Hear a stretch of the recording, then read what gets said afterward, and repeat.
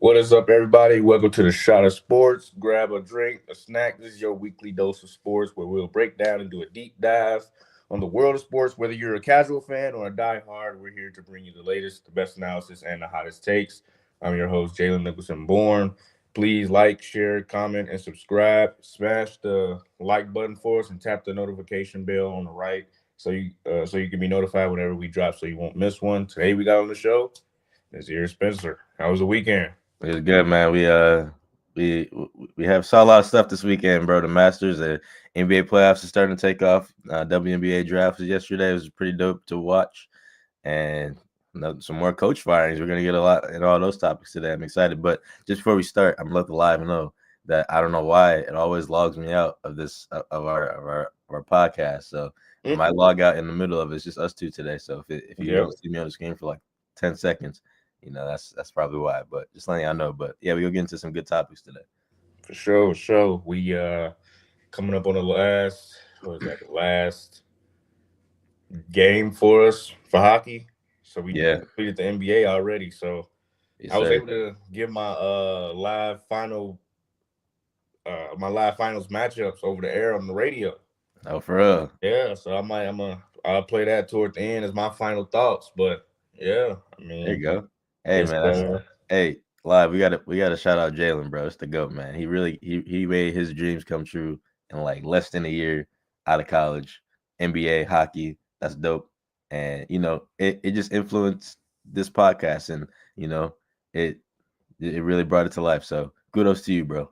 Proud of you, man. Yes, sir. I mean, what did you with WTMJ? Yes, sir. 620 WCMJ. I'm going up to Green Bay tomorrow to check on the draft and go to the TSA and see how they, managing that. Because, Green Bay's a small town, bro. So I don't know how they doing that, but they got some upgrades to the airport. I'm going to go there and I'm going to go check out the stage afterwards. And I'm just be there all day. So I'm going to get some pictures and I'm going to send some to the chat. And we go try to upload and then talk about it a little bit on Thursday since it'll be a week away.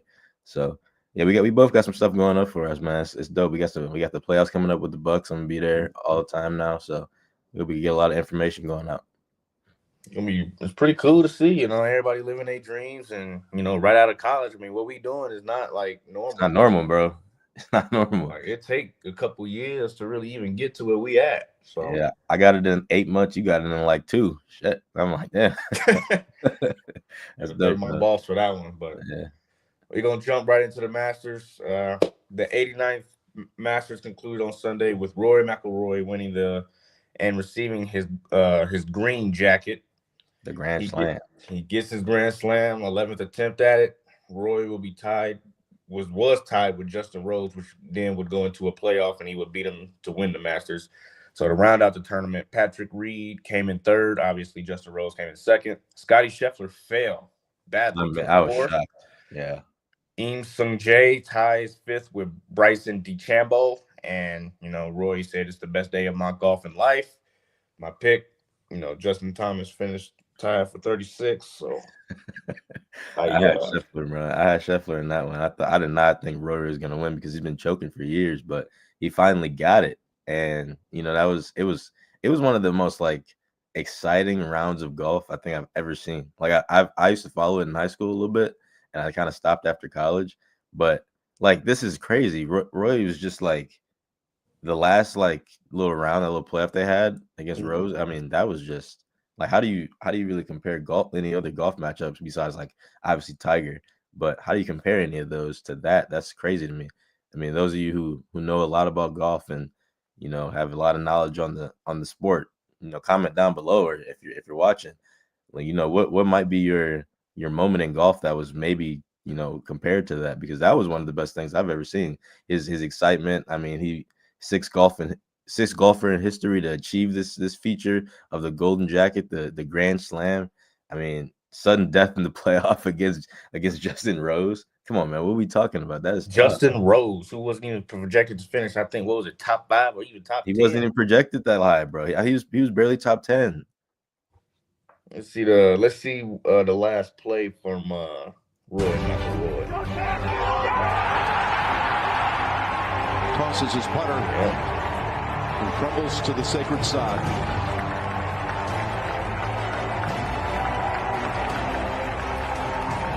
I don't get like people be calling So him like right, he's an Trevor. a-hole or whatever. I'm like, His reaction oh no. is 11 years in the making. He took us on the ride of our lives today. Ride of it up and down like a roller coaster. Ain't no So wheels strange around. way, maybe it even makes it that much sweeter to see him come back again and again, resilient. Just when it looked like his heart was going to be ripped out of his chest again, he responds to Justin Rose's Rose beautiful watching that go in, approach. like knowing you just lost out on what was it, $4 million? That's tough. But $4 million. and man, it was Roy's time. I mean, you go to a sudden death matchup with him. I mean, it's all up in the air for that. But after years of near misses at Augusta, his victory was marked by like an emotional celebration, as you saw. So, I mean, I can only imagine, bro, that watching that as Justin Rose, like, dang, man, he made That's that. tough, man. It hurts. I mean, when you been golfing your whole professional life and you finally get to the Masters and you like on the verge of winning, Yeah, man. That's $4 million right there. I don't know what was wrong with Scheffler. I don't know. He wasn't playing well at all the whole tournament. He faced a lot of criticism with his sportsmanship. He had some weird gestures during the green jacket ceremony. I don't know. Maybe that was just me, but that's what I saw. I was looking at some stuff, but my pick didn't really. He rubbed me the wrong way a little bit, man. I was a little shocked, but maybe next time, bro. But yeah, maybe next year we'll be able to. Maybe I'll be able to crack the top 10 at least, yeah. like top 20. I was top 7 or top 5. I think he's tied with Sungjae. Say it, but yeah, that was exciting, man. I've never seen a Masters like that in my lifetime. I'm 23, so I haven't seen anything like that. That was fun, man. I really got to enjoy a different sport for once, and outside of the big three of football, baseball, and basketball, right? Those are the moments that you just love sports because if you go outside your comfort zone, it's a lot more fun. Yeah, it's definitely something to entertain. The skill level I would say, is probably one of the best to ever look at in all of sports. The things to do is to be a good golfer. That's one of the hardest skills to even get. Man, even tennis and stuff like that, man. I don't know how tennis players be doing that in the Olympics. They be going crazy, man. It's just those little miscellaneous sports. And I feel like it's insulting to call it that, but they kind of are compared to those, higher revenue sports. But those little miscellaneous sports always get you a little bit sometimes. That's one of the moments that I had watching Rory win that. So if you love sports, you love that.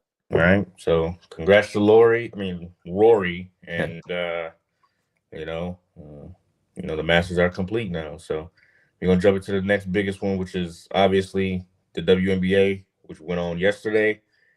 We put up the draft. Hold on. The WNBA draft is complete, and we now have the rookies, and the season is ready to roll. Headlined by Paige Beckers, Kiki Arafan, and Anissa Morrow. These are the top 10 picks that was taken. Yes, sir. Listen, that second round pick, or not second round pick, second overall pick, the Dominique Malonga. Maybe a problem. She's tough.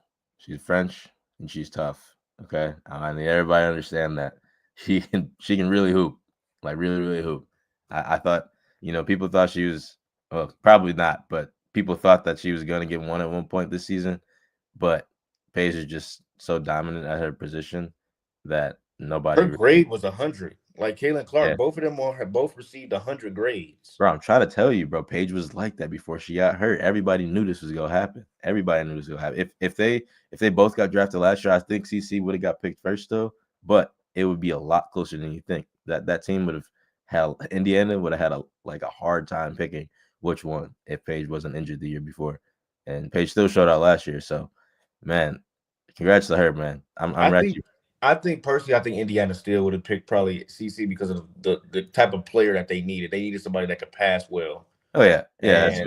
And basically like an assist first guard because they had Kelsey Mitchell who's a dead eye. Right. They needed somebody to be able to get Aaliyah Boston the ball, and Paige Becker's not saying she couldn't do that at all. Not one bit. Not saying sees a she couldn't better. do that at She all, but sees a she's more slightly of a better passer. Yeah, she creates. Yeah, she's a slightly better passer. She proved it this year. Didn't she like almost lead the league in assists or something like that her rookie year? She did lead the league in assists. I think she did. But I mean, we'll see what Paige does, because in those first years of a WNBA player, from what I've noticed, you become a pass first player, because you're not going to be able to score on those women that are experienced and will really get in your grill. It's not going to happen. You either rebound or you're an assist player.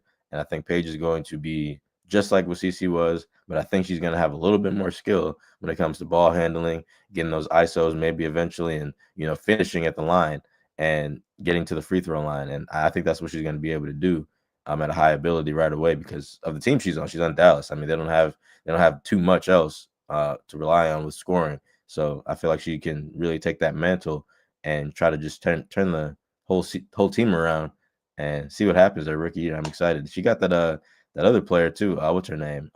She plays like Kyrie.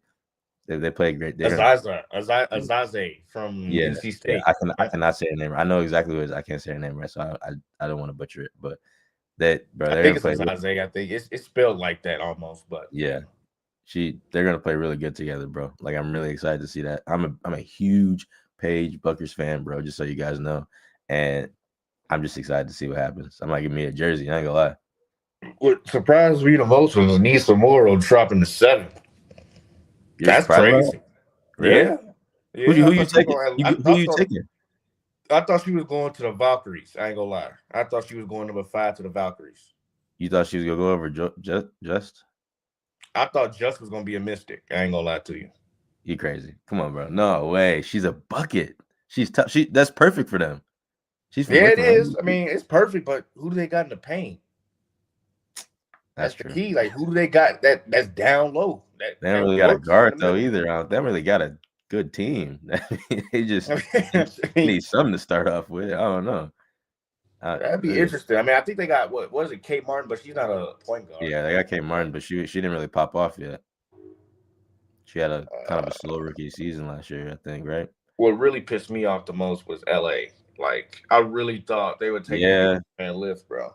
Like, that would have been a real good place for her. I'm not gonna lie. That was gonna probably, as you read more into it, Haley Van Lith going to number 9 to where Sarah Ashley Barker was. I really wanted the Chicago Sky to get her. I needed the Sky. I needed because of me being a Sky fan, obviously, in it. And yes, I am a Fever fan, but we're really a Caitlin Clark fan. But her going to the Sky does not do nothing for her.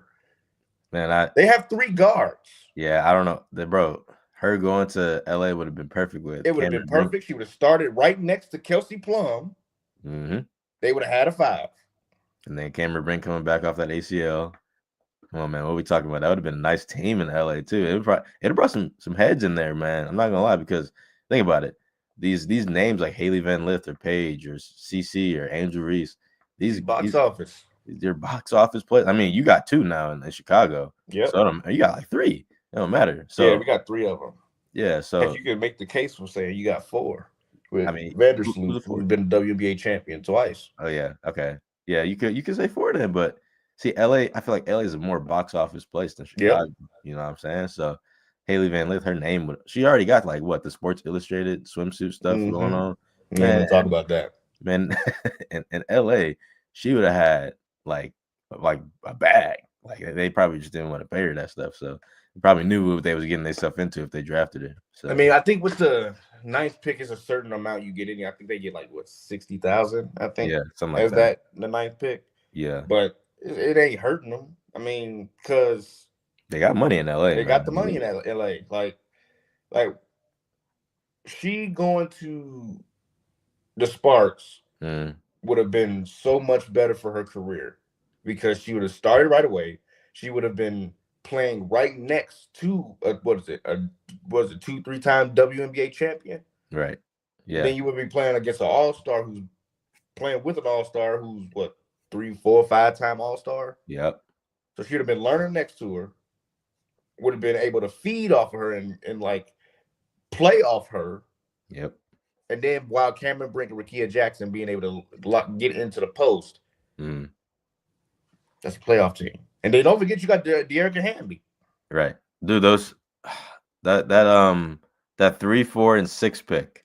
I just want to talk about that because their team is low key stacked now. I love when teams have those. Mystics went crazy. I love when teams have those, that amount of picks, and there's some real buckets. Sonya is like a true bucket in my opinion. And Kiki Air fan is like literally probably, if not Paige gonna win Rookie of the Year, that she is going to be runner up. Kiki's going to be right behind her. Georgia's also pretty damn good. They got a 1, a 2, and a 4 in that's literally 3 positions that they knocked off in the first round. I mean, dude, this is a good draft to do that too. And that their team is the Mystics are gonna be good, bro. Like, they got what's her name? Aaliyah Edwards too. Mm-hmm.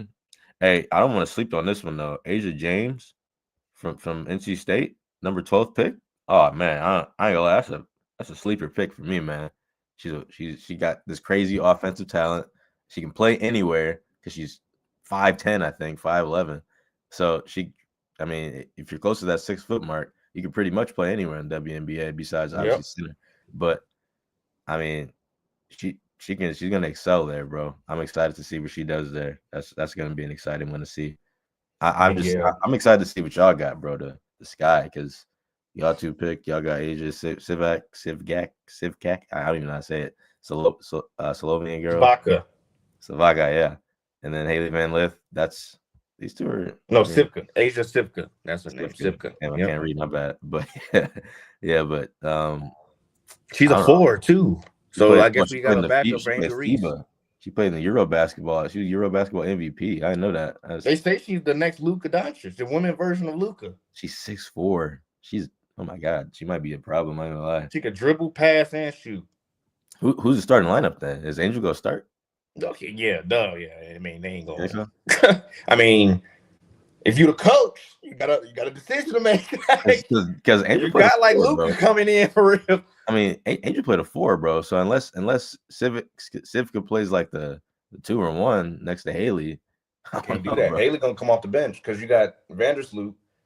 Yeah, you got Vandersloot and Kia Nurse above her already at the 1 spot, and then that's gonna be a good spot. You got Aaliyah. What was it? Ariel Atkins. Okay, who they just got in the trade, so she's gonna be the 2 guard, obviously. The 3 guard. Pretty much open, I think. I think it might be Sivka. That's what I'm saying. The 3 guard might be Sivka, then the 4 will probably be Angel, and then the 5, obviously Cardoso. You ain't taking her out of the 5. Yeah, you can't take Cardoso out. She's a bucket. But don't forget they still got Elizabeth Williams too. That's true. Cardoso been on Angel ass all offseason, bro. I've been seeing some videos of her talking about what she needs to improve on, and it's kind of funny. I'm like, dang, it's tough love, but it needs to be happening. So Angel, somebody got to tell her. What's your biggest concerns with Angel, bro? Like, I want to know from a Skies fan, like, what her scoring, her scoring ability. Do you think she can do that though? She can play D though. She can play defense. That's fine and all. I mean, Patrick Beverly played defense, and how many championships he got? That's different though, bro. This is a different position. He played the 1 trying to floor general. She don't got to do that. No, she ain't got to do that. I'm just talking about on the defensive end though. Okay. When you talk about defensive end, you can have great defense, but you need to still score as well. She did win a championship doing that. You know that, right? Yeah. I'm just saying. She did win a championship doing that. That's true, yeah. But she made layups in college. I know. It's harder though. Averaging like 17 in college. As you playing against pros, bro, and you gotta think about she in the spotlight now. She in Chicago. She probably big headed because she got that, and she in Chicago, bro. It's the lights, all of it. She liked that too much, bro. That's the thing about big market teams, bro.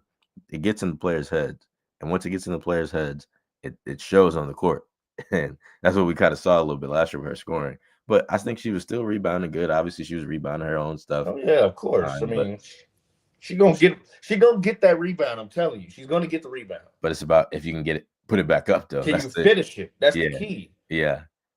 Like if you get all these second chance rebounds, that's cool and all. But if you don't finish it, you're not making the defense pay with scoring.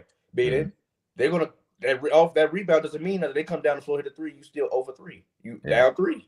Like instead of putting it up, they hit a 3, you down 1. Or they come up and they tied. Or they miss, you get a rebound, come back on the other end, you up 4. Like Those Right. that people don't understand that those are the key points that changes games. Right. Like my boss, David Locke, the play-by-play radio announcer, Mhm.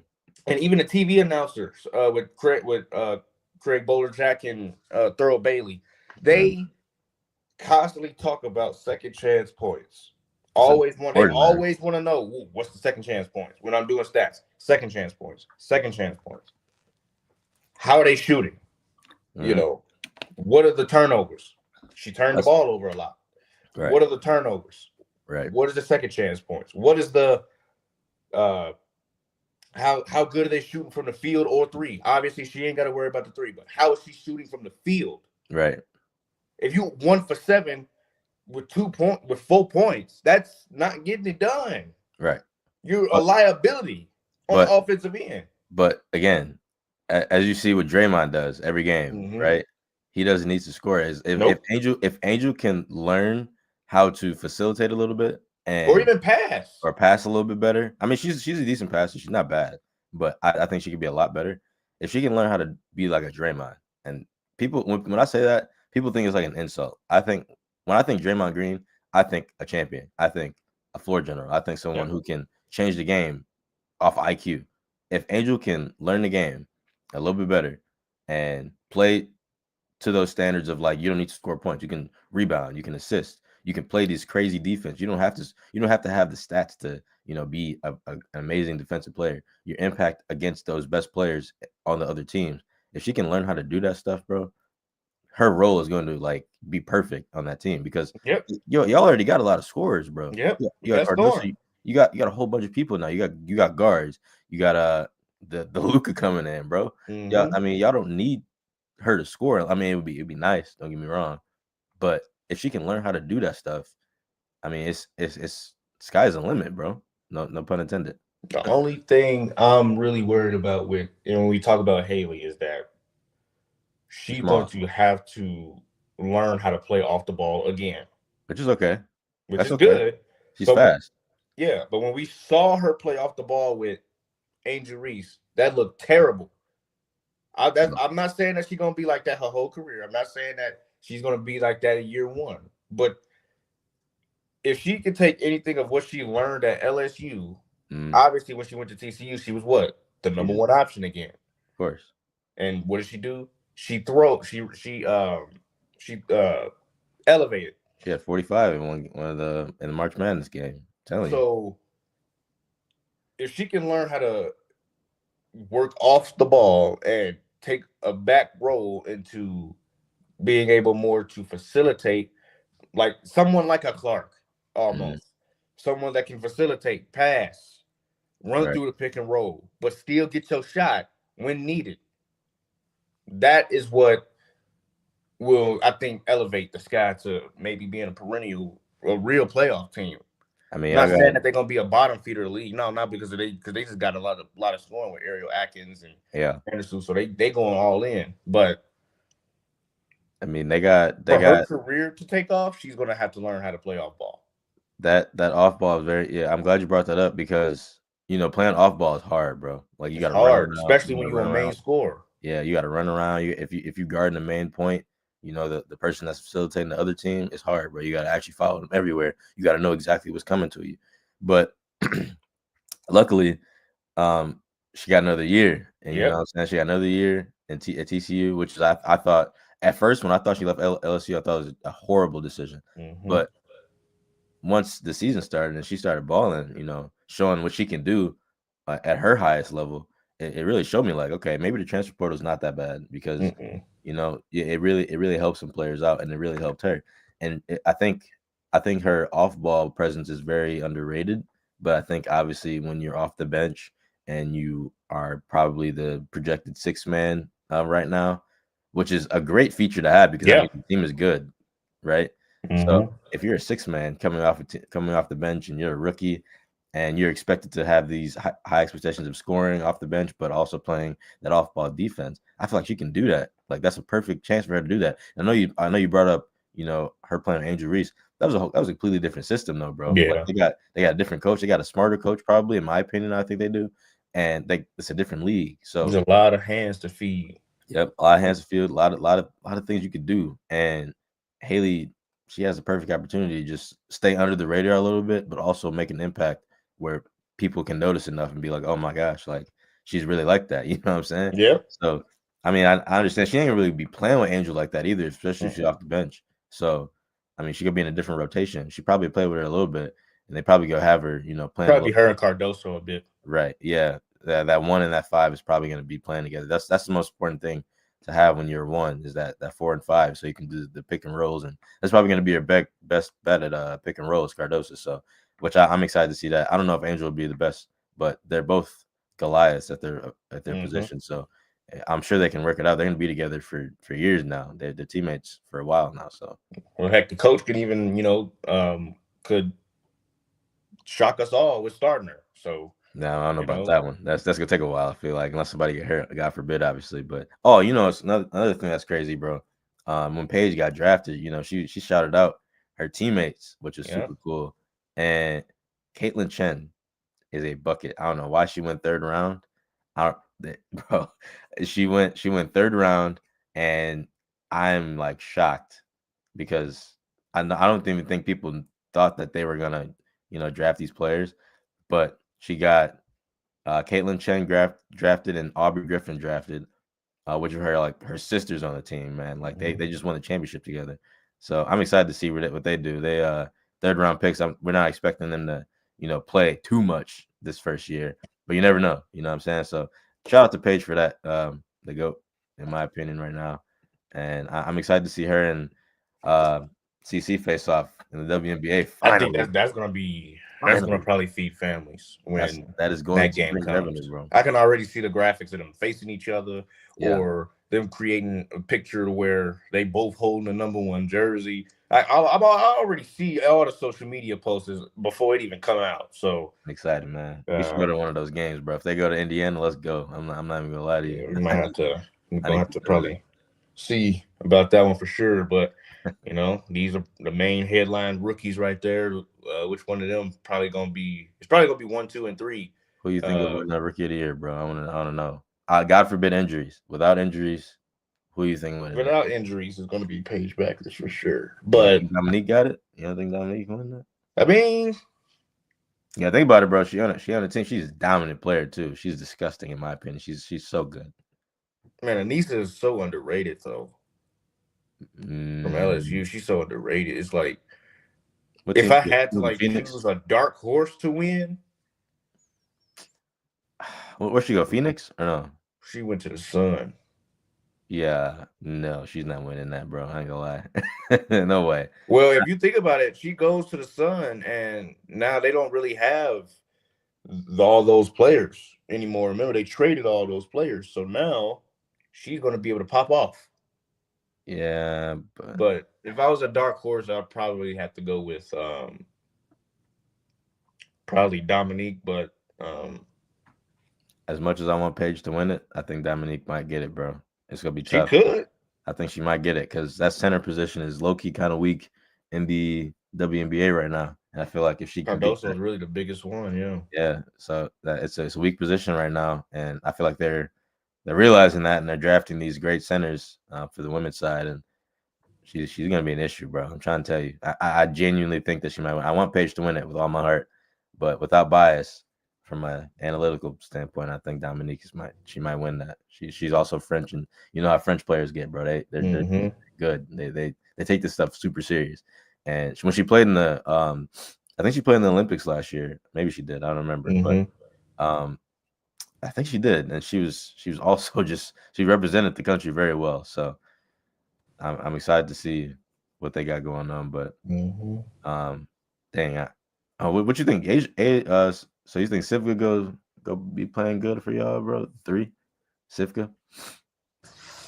I think they're gonna have to figure out who's gonna get the ball when it's crunch time too. If they need a shot, I mean, is it gonna be Ariel Atkins or is it gonna be Sivka? Like, you got a shot on her? I haven't seen the highlights. I'm not gonna lie to you. I don't know if she got a shot on her or not. Oh yeah, she can shoot. She can shoot it. Oh yeah, she can shoot it. She's like, they say they compare her to the woman Luka Doncic. So she can shoot it. But All right. Hey, I'm excited to see what y'all got. And one more pick we didn't get to is Sarah Ashley Barker from Alabama. Yeah, She's what I was 6'4". talking about. Yep. Yeah, we didn't get too much into that yet, but her and Cameron Brink, that might be.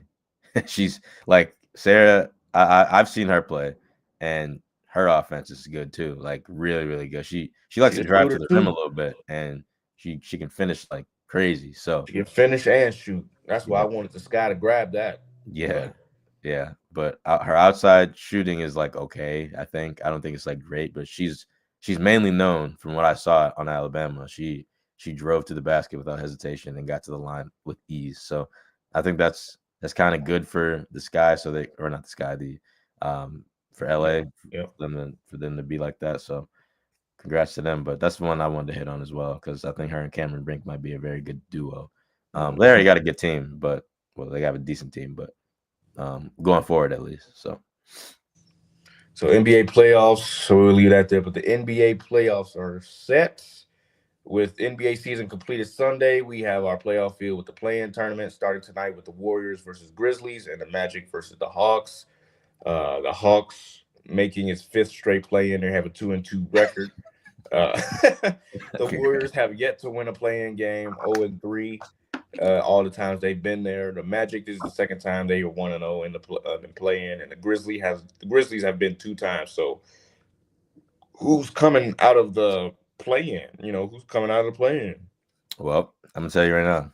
I think the Warriors this is their perfect chance to just be great. Okay, they got if they win this game tonight, they still have 4 days to rest until they have the Rockets, which is huge. They need that rest because Jimmy's banged up with his quad. Steph has a thumb injury. Draymond is in his head because he smoked a layup the other day. 4 days if they can get this game, which I think they can. But we got to remember the Grizzlies, they're like the deepest team next to the Thunder, in my opinion. I don't know how they ended up in the play-in, but they're like the deepest team in the league right now for me. So if the Warriors can win this game, it's a perfect scenario. They can play the Rockets. They match up very well with the Rockets compared to like the Lakers or like the Nuggets or Clippers or something like that. I don't think they want to see the Thunder first round because I don't have a good feeling about that personally. Because the Thunder are the best defensive team in the league, and with having Steph and maybe playoff Jimmy, that could help, but I don't think that's enough yet. Maybe later on in the rounds, but I think the Warriors got that 7 seed, not locked up, but I think they could get that tonight. And then when it comes to the Grizzlies playing the Mavericks or Kings, I think the Grizzlies are going to win regardless of one of those teams. Maybe the Kings maybe run them for their money because the Kings their offense is crazy right now. I don't know what it is, but if they play the Kings, it'd be interesting. But I still got Grizzlies. So my first round matchup on the West would be OKC, Grizzlies, obviously Nuggets, Clippers. I got Clippers in 6, by the way, and then Lakers, Timberwolves, obviously, and then Rockets, Warriors. But yeah, I'll let you go tell your West side of the bracket. I would say I think the Warriors and the Grizzlies are going to come out of it regardless. Those are the 2 teams that, obviously have the best chance, and they have the best teams, honestly, out of all of those. So I really want to look at the East, though. The East, to me, seems the most toss up in the air. I would say probably. Look at your Bulls, bro. I'm not a believer. Crazy, I Josh. love my team. Don't get it twisted, but they played well. They played great. I love it. Awesome. But I just don't think that. I just personally don't think they can beat the Magic or the Hawks. I mean, with how wishy-washy they've played the whole season, yes, they played great down the stretch, but they've been playing their behinds off to just reach the play-in tournament. So when you're doing that, you're going to obviously play your hardest. That's true. Very true. And how about them be playing the Heat yet again in 2 or 3 straight seasons? Yeah, that's crazy. I'm not gonna lie. It's absolutely ridiculous. That is wild. Yeah. At this point, you might as well might as well pencil that in every single play-in tournament. The Heat and the Bulls. Hey, it's a good matchup, bro. A little rivalry, a little playing rivalry, bro. I do got the Bulls winning that, bro. I think they might get the 8 seed. I think the Bulls can win that for sure, but I think the Bulls will get the 8 seed, bro. I'm serious about that. They might get it. Josh Giddey's nice, bro. If he's playing, I've watched. Bro, I've seen. He's 22, averaging like 18, 7 and 7, something like that, something crazy, almost a triple double at the age of 22. And if he can lead them to the playoffs, as an 8 seed, that's like they're not gonna do anything against Cleveland. Don't get me wrong, they might win one game, but man, that's that I like what the Bulls got right now, bro. I really do. Mm-hmm. I love Josh Giddey, bro. He's a great guy, and he's a great player. I don't know about great guys. Some people, He might be. I don't know, but allegedly ought to. You know what I'm saying? But whatever. But the Magic and the Hawks, that's a tough one, bro. If the Magic are healthy, because the Hawks are not healthy. They don't have Jalen Johnson. Trae Young's kind of banged up a little bit right now. But a healthy Magic team, they could play the Celtics pretty well, I think personally. So I think the Hawks could easily play the Celtics. Well, they always get in. I don't know what it is about the Hawks, but they love playing the Knicks and the Celtics the hardest, and it shows a lot. I don't know what it is. I don't know if you've noticed that, but they kind of rule New York, but they also kind of give Boston a run for their money every single year. Mm-hmm. It's very interesting to see. And yeah, for those other matchups though, Bucks Pacers start at 12 on Saturday, and me being a Bucks fan, I'm a little nervous, but I'm also excited because we actually have Giannis. And we were talking about this yesterday, bro. I think Giannis might have this 2018 run of LeBron, like LeBron 2018 run. I think it's a very good possibility. As long as we don't see Boston fully healthy, I think we have a great chance of running that table, beating the Pacers in 6 or 7, and getting the Cavs. I think we match up with the Cavs a lot better than a lot of people think. I personally, like I said, like what was that 2 episodes ago, that you get Dame back, they could end it up. They could go to the finals. Like it's gonna be tough, man. If Boston continues to play like that, I don't know. But last healthy Giannis we saw, he took them to 7 games by himself, bro. Chris Middleton was not playing great. Obviously, Drew Holiday wasn't a great offensive player on our team, but he was our defensive, guy to win that championship, especially. But Giannis literally willed that team to 7 games, and that's what I'm saying. If they, find a way to get Dame back, that's 25-30. They got a new duo with KPJ off the bench coming in playing with Giannis, and I mean that KPJ is taking off, bro. I'm like, I say they're the darkest horse in the entire playoffs besides the Warriors. Right. So I think, and the Lakers too. I won't sleep on the Lakers too much, but I can't. I gotta see them play. What do you mean? They have their big three is like the best big 3 in the league right now. Yeah, but when it comes to the playoffs, you got to play some defense. And Luka is going to get exposed. And he didn't do that last year, and they went to the finals.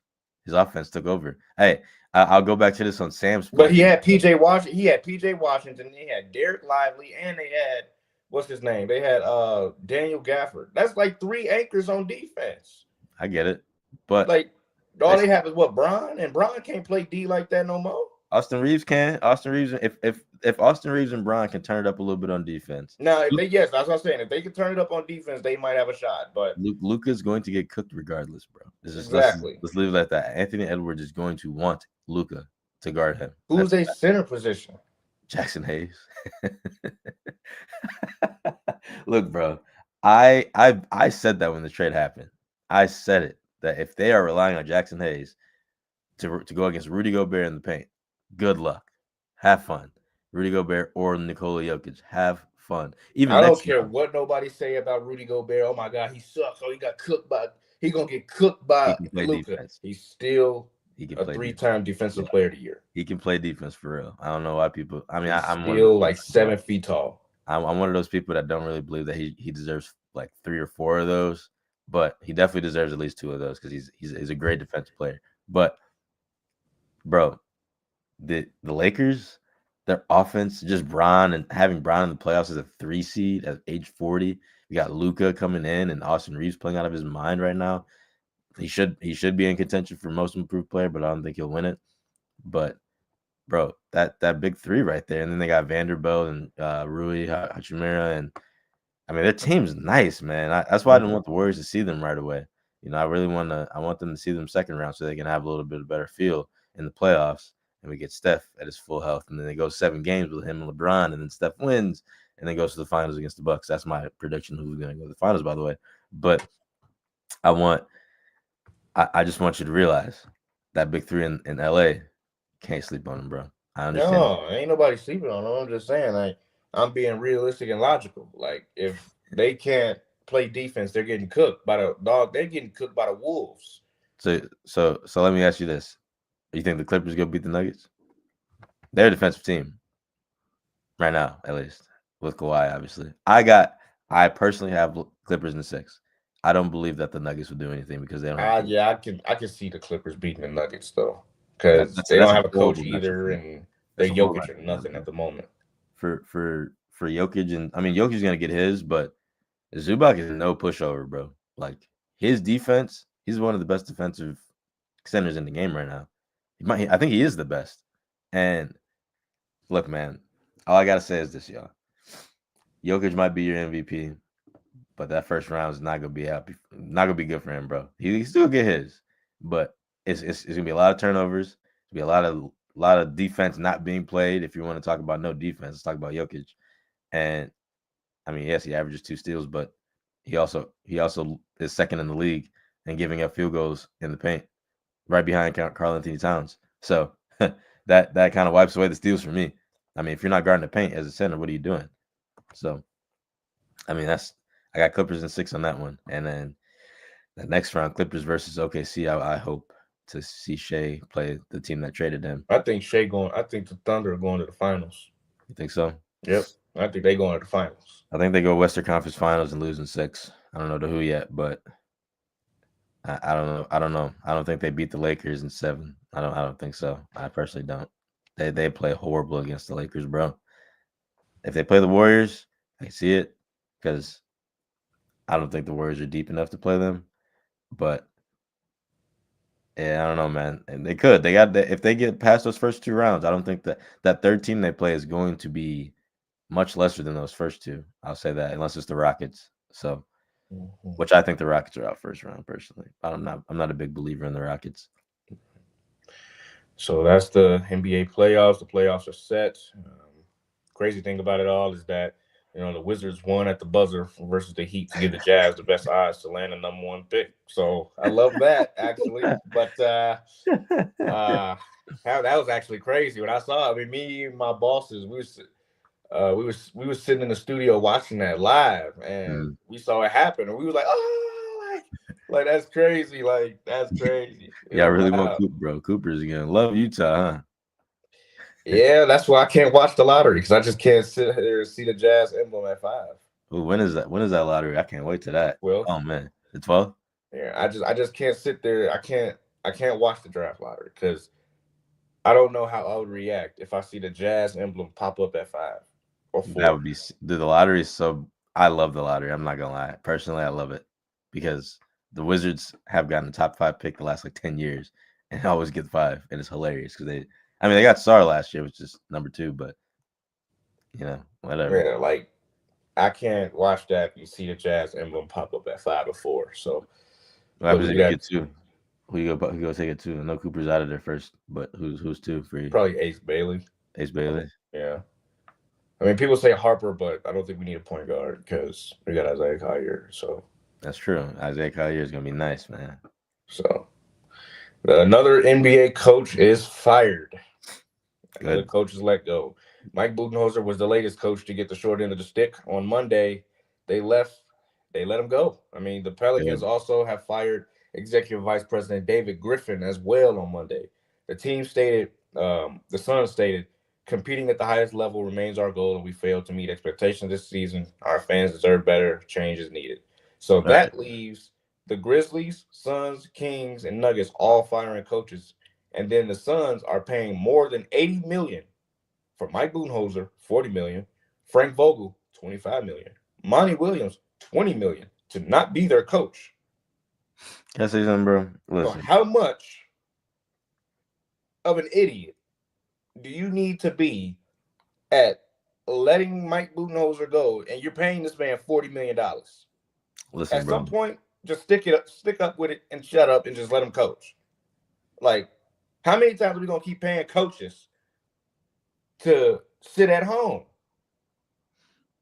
Hey, if I'm Mike Budenholzer, I'm putting my hands up and be like, "Go ahead, man. I'm getting paid.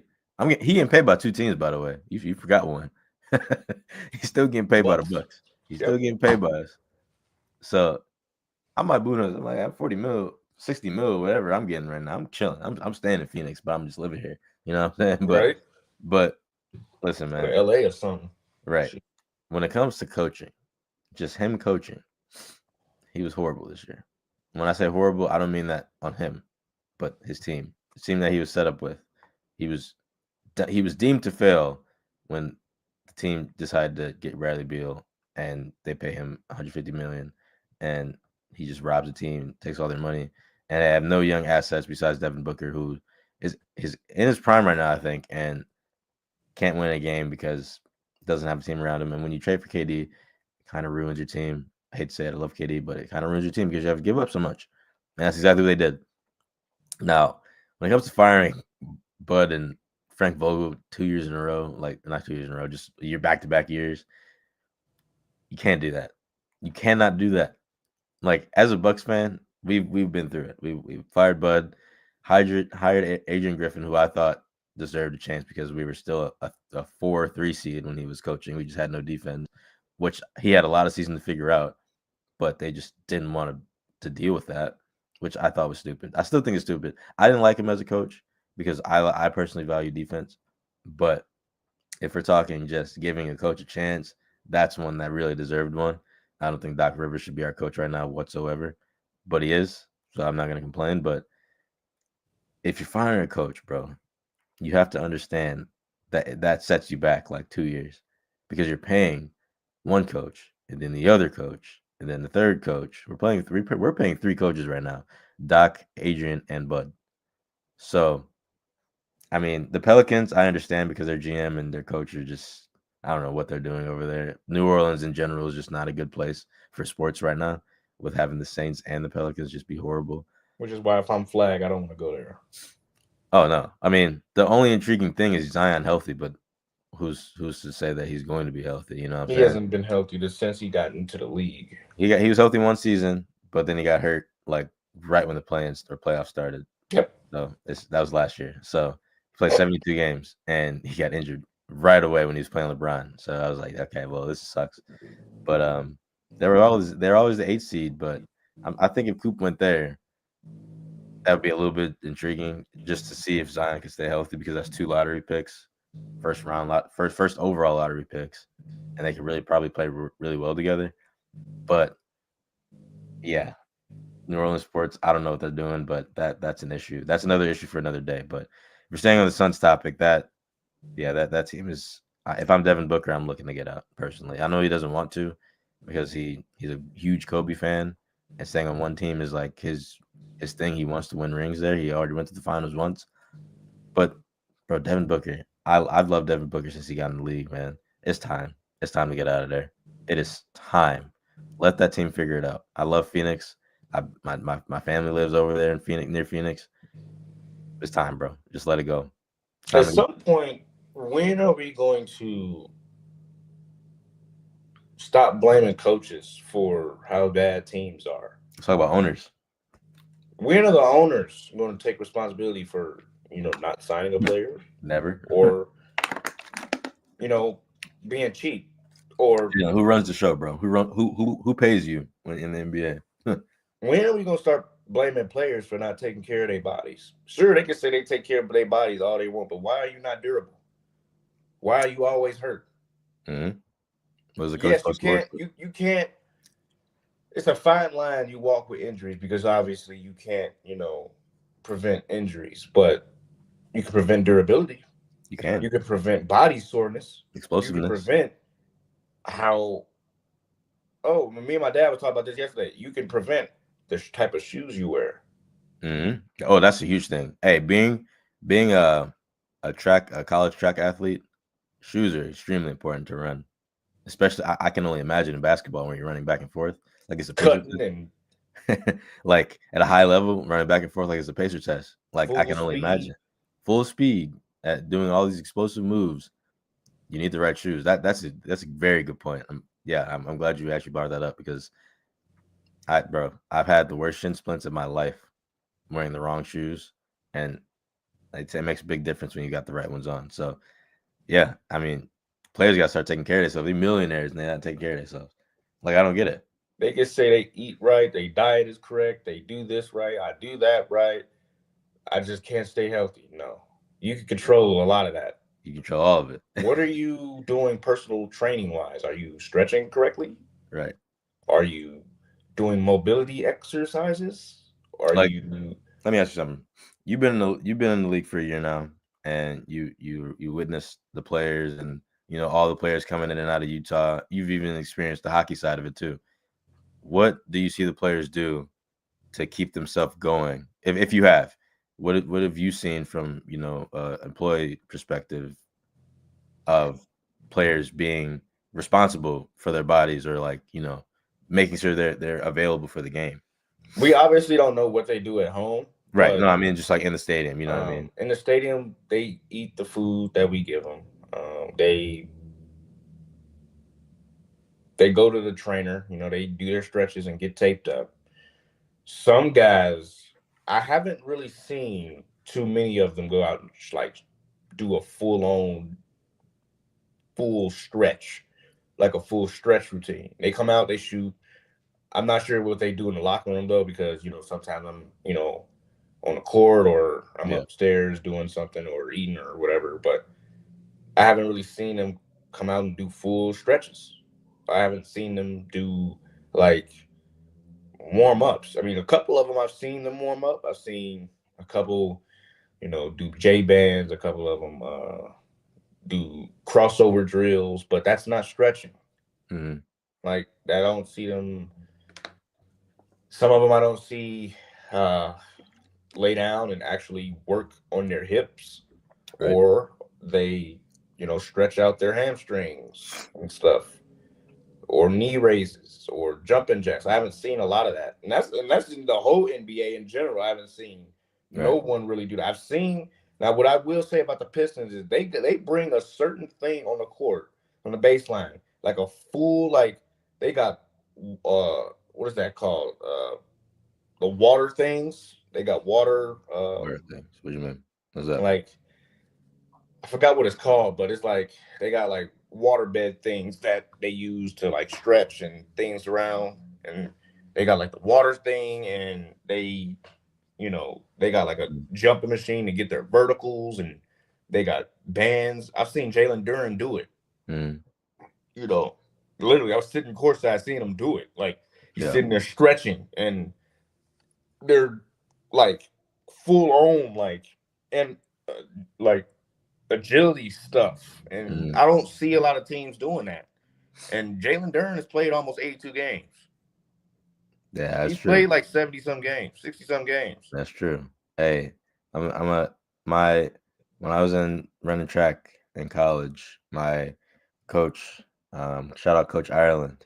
He's a genius when it comes to this, to knowing the body and knowing what you're supposed to do to get ready for, as in stretching and being able to, compete at a high level when it comes to running. But he also goes in a little bit more depth of just sports in general and what you should be doing. And he took stretching extremely serious. Obviously for track, you're going full speed in one race, and you have to be ready for that in those races. But when it comes to just sports in general and basketball, if we're sticking on that subject, bro, stretching is the thing that you should be doing all the time. I feel after the game, before the game, at home, getting your stretch in the morning before you go and practice. I feel like that's one of the things that you got to do. And I feel like they do it, but not to the highest degree that they should be. And that's why there's so many injuries and, diet, with Zion, his diet's horrible. My coach is also on that, because he saw as a freshman and sophomore, we were eating like crap because of college food, but he was telling us, get your diet together, and it actually changes a lot. So this health stuff, this exercise stuff, man, it could really change the outcome of a coach being fired, Yeah. And it really could. You're not taking care of your body. You're not healthy. You're not on the court. You're not winning games. And the coach can't do nothing about it, man. I mean, he can only say so much and do so much for the players and give them so much advice, but it don't matter because they're grown and they're making millions of dollars. I'm pretty sure they do stuff in morning shoot around and stuff. Yeah. And in practice and stuff. But I haven't really seen during game days a lot of people doing that stretch routine that I've seen the Pistons are doing. Right. Like, I haven't seen a lot. Like that's just a lot of that's just teams in general. I haven't Mhm. seen, not just our players. You know, Right. I mean, not saying that our players aren't, like in shape or anything, or not, Definitely in shape. They're healthy, just- but it's just it becomes a little bit unmotivated after a while. the little things, like they say, the little things matter. When I was playing college baseball, we had to do a full-blown stretch routine Mhm. before every practice and every game. Yep. We had to do it, and we were not hurt. Nope. So that's what. Oh, we got breaking news here. Yeah. Damian Lillard would miss starter play. Well, that wasn't really breaking news. We got it. We're not shocked about that. We already knew that. That's from Shams. We're not really too shocked about that for real. But it's time for final thoughts. Hey man, I'm gonna let you go. I want to ask you a question first, real quick though. What is your favorite memory of this year, of your first year in the NHL, NBA? I want to know the top memory that you have of one of the days. Like anyone, I mean, that can go from like who you worked with, one of the best games you've been to, like an interaction you had with somebody. I know you met Dwayne Wade. That was pretty cool. Yeah. The one, probably the best interaction I've had was meeting Stacey King, obviously, because I grew up watching them. But just specifically just being in the NBA, I've got to see LeBron. I mean, I was able to shake up Damian Lillard and saw Steph, things like that, and receiving one of those, Sir, hang that up in the rafters. Yeah, I'm gonna put that in a picture frame and put that on like one of these walls or something. Yeah. And then seeing my name on the list at the end of the game was like, me being on stats and stuff and things like that. And I'd say another one, really probably the number one memory, actually, it just came back, was from when I was able to give my picks live on the radio. There you go. I can play that real quick. Jalen, your thoughts? You can't pick the Bulls. I'm gonna go Thunder out of the West, and okay. then Celtics out of the East. Okay. All right. We're all going to be a cannibal here. I think I should do something more bold than just matching you. Jalen, your thoughts? You can't pick the Bulls. I'm gonna go Thunder out of the. Yeah, so that was probably the highlight of my season, was actually, being able to go live on the air and actually, tell the world what I thought. Like that was probably the biggest moment I've ever had throughout the season. That's dope, man. Yeah, I've from being on the radio now with what about yours? Yeah, when I so far from what I've done, like really good. I've been on the air just giving out local news and stuff, but I've also been able, my news director, she's given me the opportunity to just be able to go out of my comfort zone and learn a little bit more about the politics side of news, but also sticking with my comfortable side and going to sports. Like tomorrow, like I said, I'm going to Green Bay, which is really cool. And I was able to go to March Madness, go to see my boy Milan play at Iowa State, Milwaukee, at the Pfizer. He played, got some cool pictures out of that. I was able to go to Marquette's presser before they left to go get beat by. Oh wow! Go get beat first round. I went to their presser and got to ask the coach some questions. He's a real nice dude, man. Like I love him. I'm not gonna lie, I'm a Marquette fan after that, bro. Like he's a super nice dude, man. I got to dap up my boy David Joplin. He's I've known him for a while. I just got to do that stuff. I want to be able to go to the draft. I don't know if I'll be able to yet because I'm still new. But I feel like if I was there since like September, I'd be able to get my foot in the door a little bit. But I've talked to sports hosts and sports directors there from the ESPN Milwaukee side, and they've given me a lot of praise, and got a bright future ahead and ready for these Bucks playoffs. Hopefully I can get to one of those games and try to get something. I've been to Brewers opening day, by the way. I was inside seeing the Uke tribute, which was really sad, but that was cool. That was a super cool moment. I think that's the best moment I've had so far. I went to opening day and got to talk to the fans and interact with a lot of people throughout the day. So a lot more coming, but we just getting started, Oh yeah, it's a good start to have for us, especially just us getting out of college last year. This time we'd be getting ready for graduation at this time. Finals. So. Hey man, let me tell y'all something, bro. Me and Jalen on Hawk Talk last year, we used to get into it, bro. Y'all gonna see it on here when the NFL start. Trust me.